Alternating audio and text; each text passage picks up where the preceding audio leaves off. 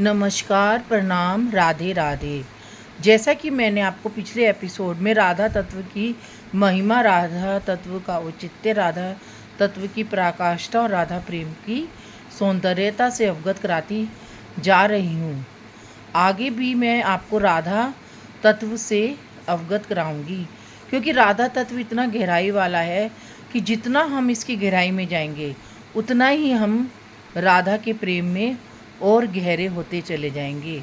जैसे हम कोई रस पीते हैं, तो जब हम रस पीते हैं तो उसका जो रस का जो स्वाद होता है वो पूरे शरीर में फैल जाता है।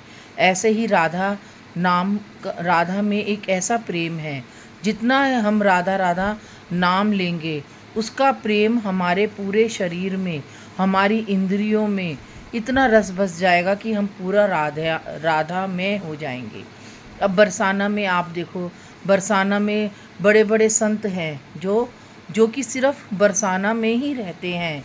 जैसे विनोद बाबा हैं, रमेश बाबा हैं, और भी इतने अच्छे अच्छे संत हैं कि वो बरसाना से बाहर ही ना निकलते हैं, क्योंकि उन्हें राधा रानी का सानिध्य प्राप्त है। उन्हें राधा रानी के साक्षात दर्शन होते हैं। जो रमेश बाबा हैं वो इतने बड़े संत हैं बरसाना के कि उनका इतना ऊंचे अटारी पर महल है कि वहाँ तक पहुँचना बहुत मुश्किल है, और उनके दर्शन करना भी बहुत दुर्लभ है। वो इतने राधा में हैं कि उनके उनके सिर्फ उनका नाम जानना ही हमें राधा रानी की प्रेरणा से ही होता है। और उनके यहाँ इतने अनाथ बच्चे पलते हैं, इतनी गायों की सेवा करते हैं वो, कि बहुत ही सह हृदय वाले संत हैं। और एक विनोद बाबा हैं, वो भी बरसाना में ही रहते हैं। वो भी राधा रानी के बहुत बड़े भक्त हैं और बहुत बड़े संत हैं। तो आज हम उनकी भक्ति को देखकर हम अपने और आजकल ज्ञानानंद बाबा जी भी चल रहे हैं। ज्ञानानंद बाबा जी भी राधा रानी के एक नए संत के रूप में भगवान कृष्ण और राधा उनके अंदर समाये हुए हैं। तभी तो वो इतने सालों से किडनी की बीमारी से ग्रस्त होकर भी अपने आप में इतने राधा में हैं। तो राधा रानी की कृपा जिसके ऊपर हो जाती है वो तो राधा में हो जाता है। फिर उसकी ज़िंदगी की बागडोर स्वयं राधा रानी उठाती है। वो नहीं उठाता है, उसकी ज़िंदगी की बागडोर राधा रानी उठाती है। राधा रानी ही उसकी पतंग की डोर बनती है। पतंग तो राधा रानी है और डोर उसके हाथ में होती है। पतंग तो जीव होता है और डोर राधा रानी के हाथ में होती है। जैसे कोई जीव पतंग उड़ाता है तो वो उड़ता ही चला जाता है, तो राधा रानी उसको उड़ाती है उसकी डोर बनकर। राधा उसकी डोर बन जाए पतंग की, तो कितना अच्छी वो होता है, सौभाग्य प्राप्त होता है कि राधा रानी जिसकी डोर खींच रही है और वो पतंग उड़ती चली जा रही है। तो ऐसे हम जीव हैं। हम जीवों की पतंग अगर हम जीवों की डोर अगर ज़िंदगी की डोर अगर राधा रानी संभाल ले तो हमारी ज़िंदगी कैसे ऊपर चली जाए और कैसे आगे बढ़ती चली जाए हमें पता भी नहीं चलेगा। तो आओ, हमें राधा नाम में डूबना है, हमें राधा रूपी तत्व को जानना है, उसको पहचानना है। हमें वृंदावन की हर एक प्राचीन जगहों पे जाना है जहाँ जहाँ राधा रानी का वास है। यमुना के किनारे जाना है, यमुना जी का आचमन करना है। यमुना जी के तट पर बैठकर हमें राधा रानी की पायल की छन छन की आवाज़ को महसूस करना है, कृष्ण की बंसी को महसूस करना है, गोपियों के रास को महसूस करना है। जब तक हम वृंदावन की हर एक लता पता में और हर कर्ण में, हर रज में, हर गलियों में, हर कुंज गलियन में राधा रानी को नहीं पाएंगे, तब तक हम राधा के विषय से अवगत ही नहीं हो पाएंगे। तो हमें वृंदावन की हर कुंज गलियन में, हर उस लता पता में राधा को ढूंढना है, राधा रूपी तत्व को पाना है। वहाँ की एक एक खुशबू को अपने हृदय में बिसराना है। ना कि हम आजकल वृंदावन में लोग क्या करते हैं, इतनी भीड़ बढ़ती जा रही है, लोग चाट पकौड़ी खाते हैं, बिहारी जी के दर्शन करते नहीं हैं धक्का मुक्की में, और बस सिर्फ चाट पकौड़ी खाते हैं, सेल्फी लेते हैं और आ जाते हैं। लेकिन उनको यही नहीं पता कि कृष्ण के दर्शन का होंगे, बाके बिहारी के दर्शन का होंगे, राधा रानी के दर्शन का होंगे। जब तक हमें राधा रानी की कृपा ही नहीं प्राप्त होगी तो हम बिहारी जी को जान ही नहीं पाएंगे। जब तक हम यमुना के किनारे आचमन नहीं करेंगे तब तक हम राधा की पायल को कहाँ से सुन पाएंगे, कृष्ण की बंसी को कैसे सुन पाएंगे, वहाँ जो हम भगवान ने यमुना के किनारे रास किया था उसको कैसे महसूस कर पाएंगे। जब तक हम यमुना के किनारे उस रास को महसूस ही नहीं कर पाएंगे तो हम बिहारी जी के दर्शन भी नहीं कर पाएंगे। बिहारी जी भी हमें तभी दर्शन देते हैं जब हम यमुना के किनारे हम आचमन करते हैं। यमुना जी में जाकर हम यमुना जी की जो वहाँ की महत्ता है, वहाँ का जो वातावरण है, वहाँ की जो खुशबू है, वहाँ की जो सौंदर्यता है, जो एक अनूठा संगम है राधा और कृष्ण के मिलने का। राधा की पायल बजती है, कृष्ण की बंसी बजती है, मोर की पपीहे की पीऊ पीऊ बजती है, मोर का नृत्य होता है, कोयल की कूकू बजती है, गोपियों का नृत्य होता है और मीरा की वीणा बजती है।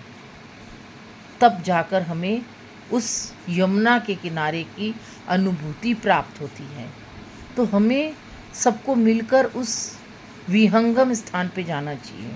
हमें उस जगह को अपनी आँखों में, अपने हृदय में, अपने मन में, अपनी बुद्धि में, अपनी आत्मा में उन सब भावों को अपने अंदर अपने अंदर लाना है, उन्हें अनुभूत करना है, उन्हें आत्ममंथन करना है, उनको आत्मचिंतन करना है। तब हमें जाके राधा रूपी तत्व के विषय से प्राप्त होंगे, हमें राधा जी मिलेंगी। हमें राधा राधा नाम नहीं रटना, हमें राधा रानी की अनुभूति प्राप्त करनी है, राधा रानी के सामीप्य को प्राप्त करना है, उनके दर्शन को प्राप्त करना है। उनके निधि वन में जाओ, हमें तटीय स्थान में जाओ। तटीय स्थान ये वो स्थान है जहाँ पे हरिदास जी ने तपस्या करी थी। तटीय स्थान में जाओ, आधा घंटा तुम समाधि में बैठो, वहाँ की एक एक रज को, एक एक कर्ण को वहाँ बैठो और एक एक रज को, एक एक कर्ण को और आँख बंद करके बैठो और वहाँ की जो अनुभूति है, वहाँ की जो उस स्थान की पवित्रता है, सौंदर्यता है, अलौकिकता है, उसको अपने भावों में उतारो। तभी तो तुम्हें राधा रानी के विषय से अवगत होंगे। ऐसे थोड़ी ना अवगत होंगे कि राधा राधा बोल दिया और हम अवगत हो गए। नहीं, हमें निधि वन में जाना है, निधि वन में जहाँ भगवान ने राज किया था उस जगह जाना है, अपने आप को खो जाना है उस जगह जाके। हम यही नहीं समझे कि हम अपने शरीर से हैं, हमको निधि वन में जाके अपनी आत्मा को परमात्मा से जोड़ना है, हमें अपनी आत्मा को वहाँ ले जाना है, सेवा कुंज में अपनी आत्मा को ले जाना है, अपने शरीर को नहीं। तो देखो, तुम्हें आत्मा और परमात्मा का मिलन महसूस होगा। जब तुम्हें आत्मा और परमात्मा का मिलन महसूस होने लग गए तो समझो कि हमें राधा रानी की कृपा मिल रही है, हमें कृष्ण की कृपा मिल रही है। राधा रानी की कृपा मिलते ही कृष्ण की भी कृपा मिल जाती है, बाके बिहारी की भी कृपा मिलती है, क्योंकि दोनों तो एक हैं, एकसार हैं। दोनों का रूप एक है, राधा भी वही है, कृष्ण भी वही है। तो हमें तो राधा और कृष्ण को एकसार देखना है। एकसार भक्ति अगर जब हमें मिल जाती है और हम उसके विषय से अवगत हो जाते हैं तो समझो कि हमें राधा और कृष्ण दोनों का आशीर्वाद मिल गया, दोनों का प्रेम मिल गया। प्रेम है ये, राधा और कृष्ण की जो भक्ति है वो प्रेम से सराबोर है, क्योंकि इन दोनों की भक्ति में प्रेम है, भाव है, भक्त है, भक्ति है, अनुसरण है, आत्म अनुभूति है। जब तक हमारे आत्मा और परमात्मा का मिलन है, ब्रह्म ज्ञान है, तत्व ज्ञान है, कर्म योग है, भक्ति योग है और ज्ञान योग है, तीनों योग से मिलकर सबसे बड़ा योग है प्रेम योग। हमें राधा और कृष्ण से प्रेम करना है, हमें उनकी प्रेम की पराकाष्ठा को प्राप्त करना है, प्रेम की ध्वजा तक जाना है, गोपी प्रेम की ध्वजा तक जाना है। हमें गोपियों ने प्रेम किया था तो उनकी ध्वजा लहराई थी, गोपी प्रेम की ध्वजा। हमें भी आज इस कलयुग में अपनी इंद्रियों को आसक्त करना है, अपनी कर्म इंद्रियों को आसक्त करना है, अपनी ज्ञान इंद्रियों को आसक्त करना है परमात्मा के प्रति। तभी हम राधा रूपी प्रेम को जान पाएंगे और उसको पहचान पाएंगे, अन्यथा नहीं।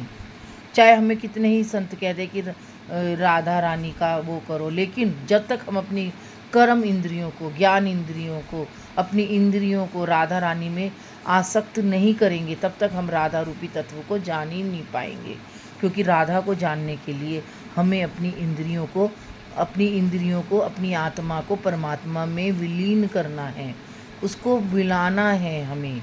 और वो कैसे मिलाना है? हमें अपने अंदर बहुत गहरी तपस्या करनी पड़ेगी, बहुत परीक्षाओं से गुजरना पड़ेगा परमात्मा की, तब हम जाके राधा रूपी तत्व को जान पाएंगे, पहचान पाएंगे।